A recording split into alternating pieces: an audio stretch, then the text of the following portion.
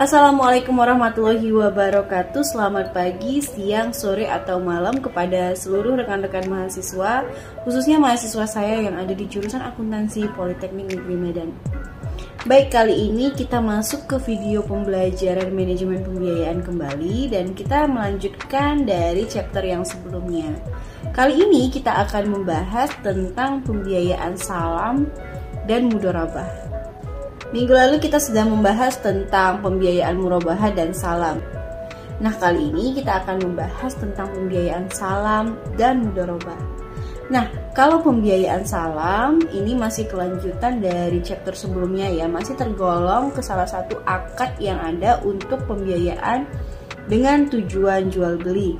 Namun ada sedikit skema yang berbeda. Nah, jadi kalau pembiayaan salam itu pembayarannya itu dilakukan di awal. Kalau kemarin pada saat di pembiayaan istisna itu kan bisa dipilih ya, mau pembayarannya di awal, mau di akhir, atau mau ditangguhkan. Nah, itu kan berdasarkan atas kesepakatan. Kalau di pembiayaan salam ini pembayarannya itu dilakukan di awal kontrak perjanjian. Nah, ada beberapa rukun dan syarat pembiayaan salam. Yang pertama yaitu adalah muslam atau pembeli. Nah, pada skema pembiayaan salam ini antara bank dan nasabah tergolong sama-sama pembeli. Nah, bank sebagai pembeli pertama, lalu si nasabah sebagai pembeli akhir. Dan keduanya ini harus cakap hukum. Lalu yang kedua ada muslam ilaih atau penjual. Jadi penjual di sini adalah hak yang menyediakan barang. Nah, kalau di skema pembiayaan murabahah dan istisna sebelumnya, di sana kan si bank syariah ini yang akan menjadi si penjual ya. Namun kalau di skema pembiayaan salam ini, bank syariah tetap menjadi pembeli dan yang menjadi penjualnya adalah si penyedia barang atau si supplier. Yang ketiga ada tentang hasil produksi atau barang yang diserahkan. Istilahnya adalah muslam fihi. Hasil produksi adalah objek barang yang diserahkan kepada si pembeli pada akhir kontrak. Lalu yang keempat adalah harga. Nah, kalau terkait harga sudah disepakati di awal akad dan pembayaran juga dilakukan di awal kontrak.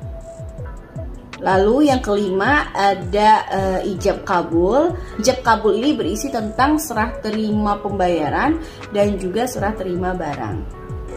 Berikut adalah skema pembiayaan salam. Jadi yang pertama itu dimulai dari di sini bank berlaku juga sebagai pembeli ya, artinya bank yang membeli kepada supplier lalu dia akan menjualnya kembali kepada si nasabah. Jadi di sini bank syariah berlaku sebagai penjual dan juga pembeli.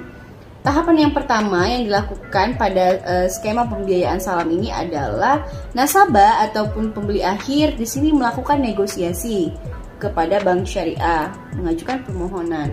Nah, lalu antara bank syariah dengan nasabah itu melakukan kesepakatan dengan menggunakan pembiayaan salam, maka dilaksanakanlah akad jual beli ataupun pemesanan pembayaran.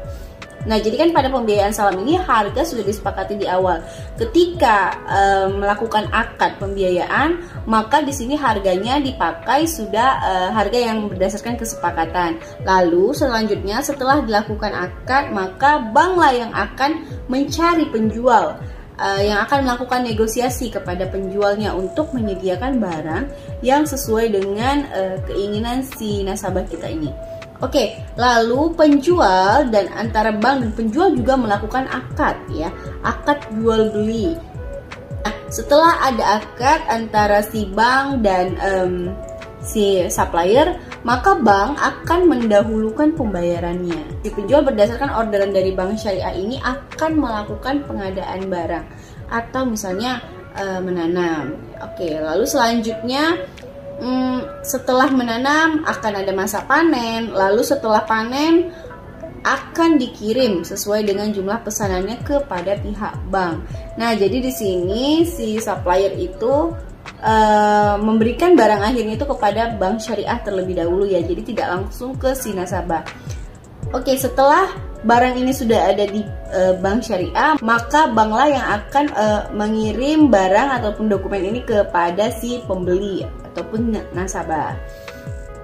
Nah, pembiayaan salam ini biasanya ditujukan untuk sektor-sektor pertanian, peternakan, perkebunan yang melibatkan proses panen.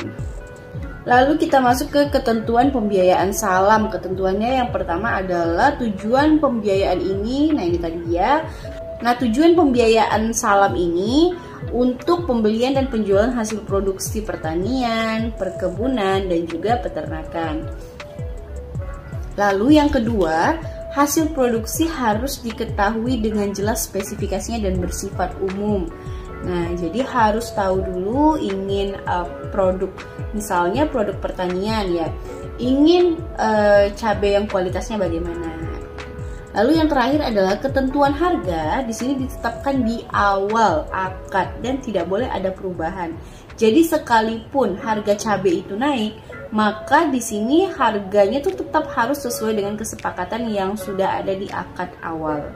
Jadi kalau ditanya untungnya, margin keuntungan bank syariah itu dari mana? Jadi bank syariah itu dapat margin keuntungan dari harga yang membeli produk dari produsen itu lebih rendah ya dibandingkan dia menjualnya kepada si nasabah, sehingga selisihnya itulah bank syariah akan memperoleh margin keuntungan.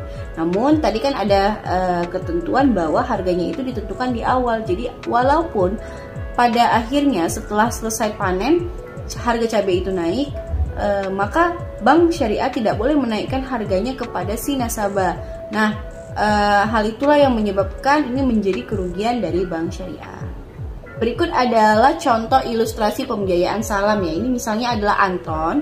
Anton ini seorang petani yang membutuhkan dana untuk menanam padi. Nah, Anton mengajukan pembiayaan kepada bank syariah. Sebelum memberikan pembiayaan kepada Anton, bank syariah menawarkan padi kepada PT Bima dengan harga 6.000 per kilo. Nah, jadi di sini melibatkan antara si nasabah dan juga langsung bank yang mencarikan pembelinya ya. Jadi di sini PT Bima ini setuju akan membeli 10 ton dengan harga 6.000 per kilo. Di mana padi akan dikirimkan pada tanggal 1 September. Nah, tanggal 1 Mei Bank Syariah membeli 10 ton padi dari Anton dengan harga 5.000 per kilo ya. Bank Syariah akan melakukan pembayaran pada saat akad, yaitu tanggal 1 Mei. Nah, jadi di sini pembayarannya pada saat akad itu terjadi, di situ juga lah Bank Syariah melakukan pembayaran. Oke, namun padinya akan dikirimkan oleh Anton tanggal 1 September sesuai akad ya. Pembayaran oleh PT Bima dilakukan pada tanggal 1 September. Jadi di sini walaupun si PT Bima ini membayarnya di 1 September, tapi Bank Syariah itu membayarnya kepada si petani ini tetap pada tanggal 1 Mei. Oke, nah inilah ilustrasi pembiayaan salamnya.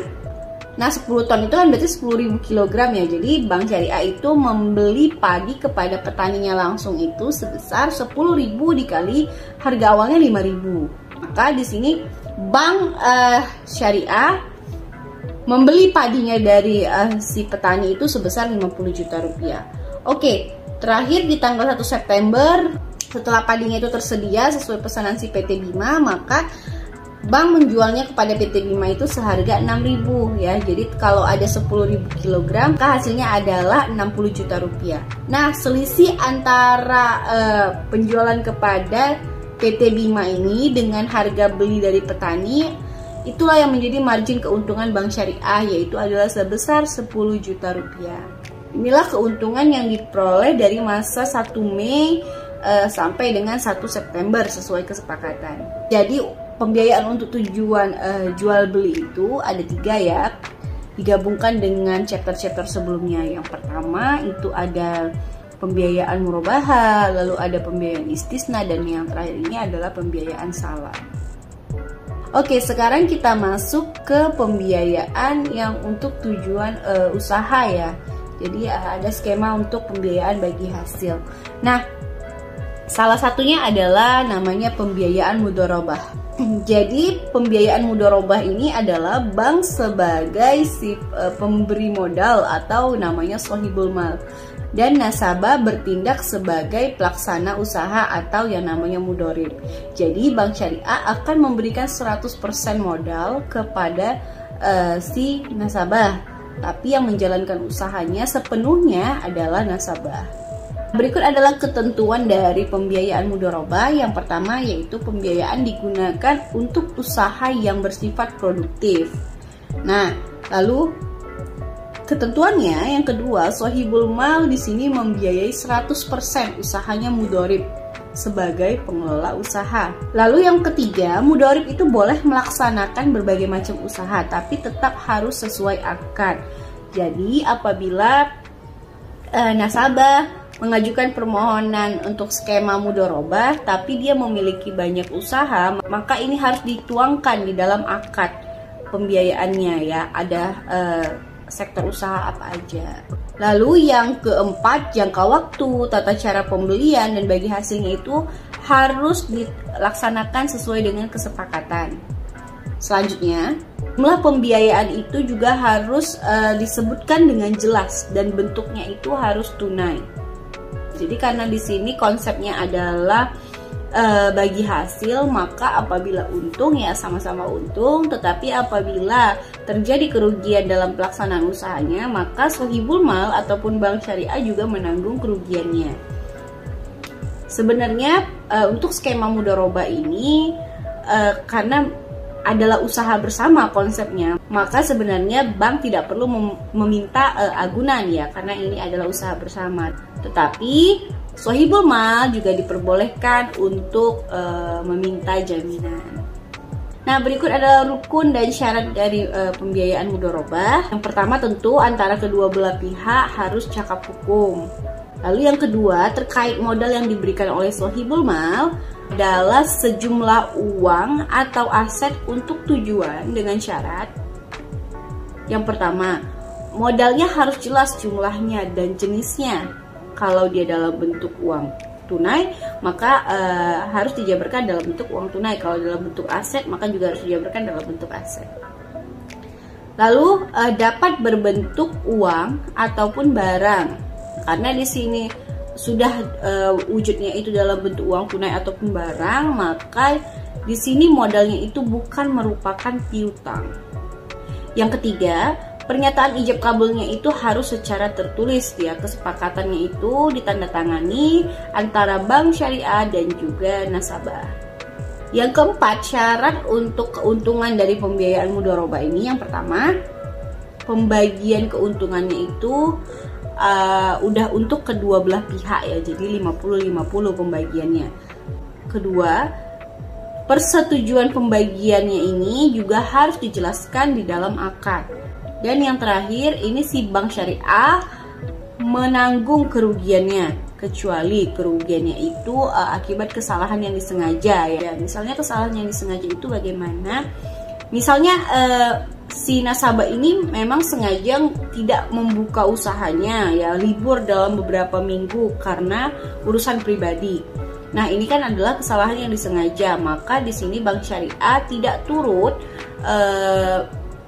menanggung kerugian yang terjadi karena keputusan si nasabah ini untuk menutup sementara usahanya karena ada kepentingan pribadi. Nah, berikut adalah skema dari pembiayaan mudharabah ya. Jadi yang pertama ini si nasabah ataupun mudharib di sini mengajukan permohonan kepada bank syariah sebagai sohibul mal. Lalu selanjutnya bank syariah setelah sepakat dan setelah melakukan akad dengan nasabah, maka dia akan memberikan modalnya 100% sesuai dengan kebutuhan yang diajukan oleh si nasabah. Oke, lalu 100% ini diberikan untuk tujuan usahanya ini, dan yang menjalankan usahanya adalah sepenuhnya si nasabah. Nah, jadi nasabah di sini memberikan sumbangsi tenaga ataupun keahliannya. Oke. Nah, setelah berjalan usahanya, maka kan akan mendapatkan keuntungan. Keuntungan usaha ini itulah harus dibagi yang namanya bagi hasil sesuai dengan porsi kontribusi modal ataupun nisbah ya. Jadi ini harus diikrarkan juga ke dalam akad pembiayaannya, bagi hasil ke banknya berapa dan yang untuk nasabah sebagai pengelola usahanya berapa. Nah, lalu yang terakhir di sini nasabah akan melakukan pembayaran atau mengangsur atau boleh juga sekaligus kepada bank syariah setiap bulannya.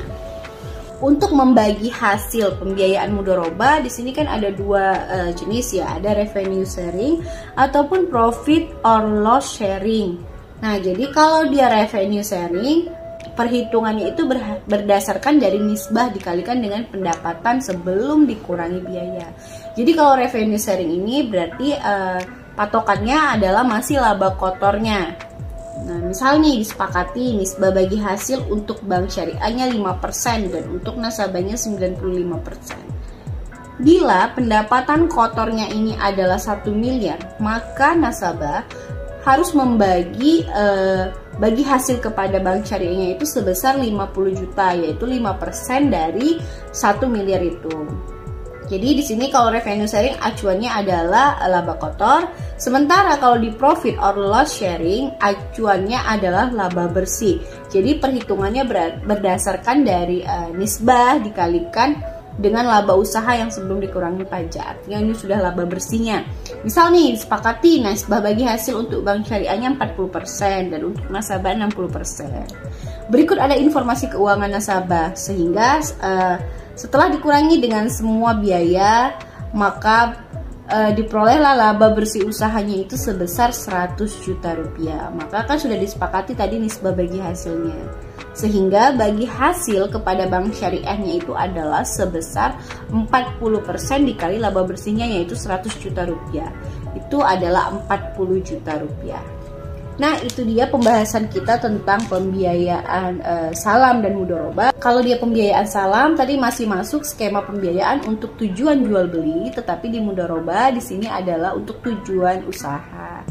Sekian penjelasan dari saya, semoga dapat membantu rekan-rekan mahasiswa semua untuk mereview kembali materi manajemen pembiayaan kali ini. Saya akhiri, assalamualaikum warahmatullahi wabarakatuh.